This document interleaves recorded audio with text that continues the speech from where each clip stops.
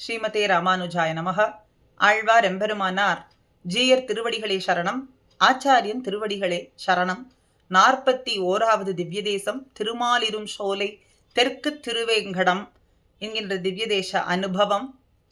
இங்கே எம்பெருமான் சுந்தர தோழனாய், அழகராய், கள்ளழகராய், பரமனாய், சோலைமலைக்கு அரசாய், திருமாலிரும் சோலை நம்பியாய், மாலலங்காரராய், ஏறு திருவுடையானாய் கிழக்கு நோக்கி நின்ன திருக்கோலத்திலே காட்சி கொடுக்கிறான். உற்சவரினுடைய திருமேனி பரிபூர்ணமாக செம்பொன்னாலே ஆனது என்று சொல்றார்கள்.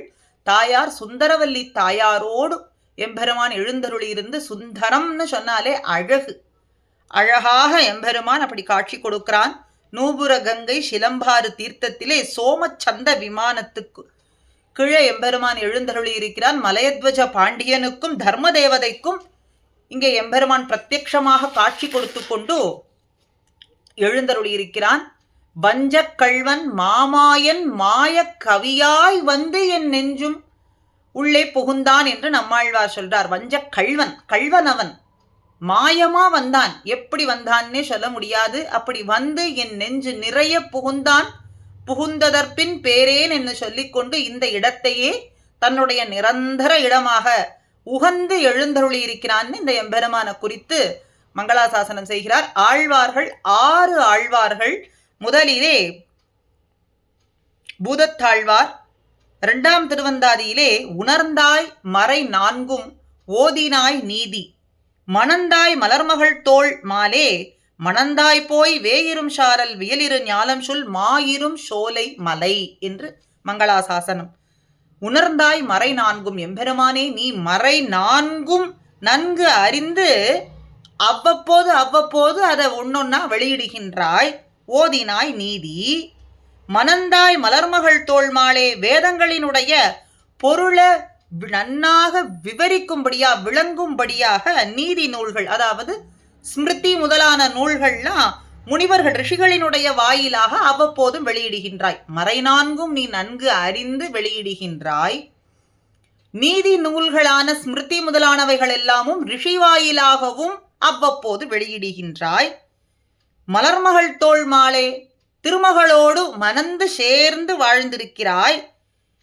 வேயிரும் சாரல், வேய்னா மூங்கில், மூங்கில்கள் நிறைந்ததாய் மலைச்சாரல்களிலே இந்த மக்களெல்லாம் நன்னாக வந்து வணங்கி வழிபடும்படியாக இருஞாலம் சூழ் மாயிரும் சோலைமலை, பெருமை வாய்ந்ததான சோலமலையிலே, திருமாலிரும் சோலை மலையிலே அற்புதமான திவ்ய தேசத்திலே எழுந்தருளி இருக்கிறாய் எம்பெருமானே என்று இந்த எம்பெருமானுடைய மேன்மையை சொல்றார். நம்மாழ்வார் திருவாய்மொழி பதிகத்துல பல பாசுரங்கள்ல மங்களாசாசனம் செய்கிறார். ஒரு பாசுரம், கிளரொளி இளமை கெடுவதன் முன்னம் வளரொடி மாயோன் மருவிய கோயில், வளரிளம் பொழில் சூழ் மாலிரும் சோலை தளர்வு இலர் ஆகி சார்வது சதிரே. இளமை காலம் கழிந்து விடுவதற்கு முன்னே நன்னாக இந்த உடல் நன்னாக இயங்கிக் கொண்டிருக்கக்கூடிய சமயத்திலேயே திருமால் இரும் சோலையிலே எம்பெருமான் எழுந்தருளி இருக்கிறான். அவனை சென்று சேர்வது சிறப்பு. மேன்மேலும் ஒளி வளரத்தக்க கிளரொளி, ஒளியானது இன்னும் பிரகாசிக்கும்படியாக தேஜோமயமாக எம்பெருமான் அற்புதமான சேட்டிதங்களை எல்லாம் செய்யும்படியாக அந்த எம்பெருமான் விரும்பி வாழக்கூடியதான திவ்ய தேசம் எது? திருமாலிரும் சோலை.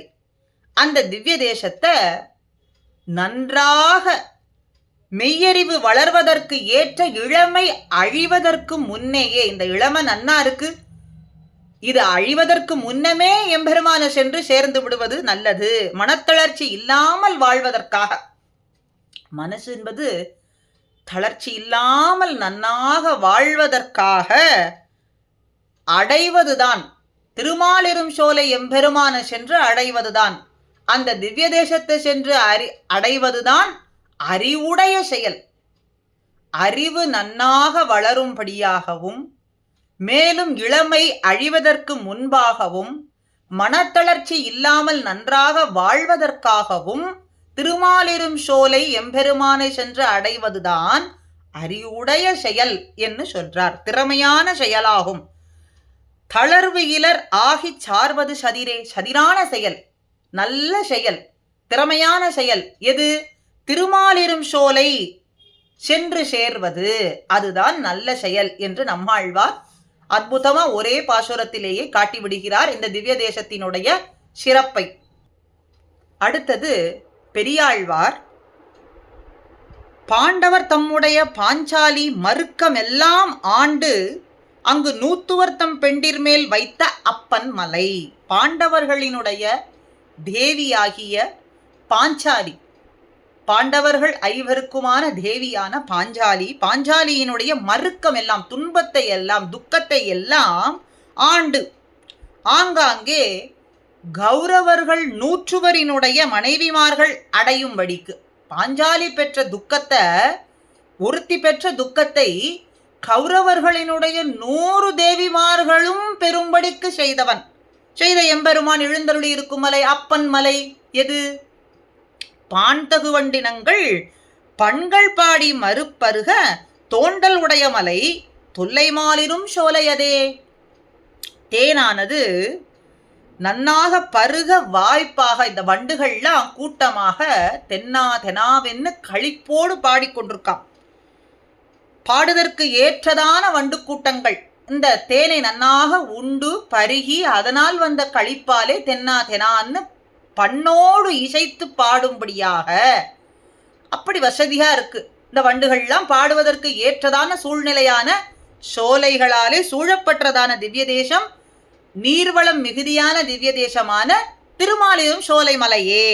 தோண்டல் உடைய மலை, மறுப்பரக தோண்டல் உடைய மலை தொல்லை மாலிரும் சோலையதே. பழமையாக எம்பெருமான் வசித்து வரக்கூடியதான சோலமலை, அழகர் மலை, அப்பன் மலை அதுவே என்று பெரியாழ்வார் மங்களாசாசனம் செய்கிறார்.